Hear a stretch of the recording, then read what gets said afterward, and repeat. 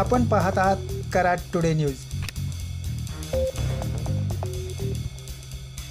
पुणे बेंगलोर महामार्गावर काशीळ या ठिकाणी जुन्या भराव पुलाचे रुंदीकरणाचे काम सुरू करण्यात आले आहे। या कामामुळे भराव पुलावरील वाहतूक बंद करण्यात आली आहे। त्यामुळे कोल्हापूर व सातारा बाजूकडे जाणारी वाहतूक सर्व्हिस रोडने सुरू करण्यात आल्याने सध्या वाहतुकीवर परिणाम होऊन वाहतूक संत गतीने सुरू आहे।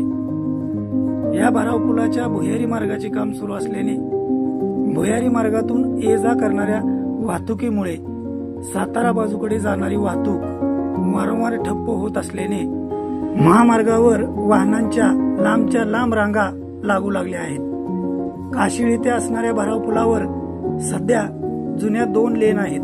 आता 3ऱ्या लेनचे काम सुरू करण्यात आल्याने भराव पुलावरील वाहतूक बंद करण्यात आली आहे।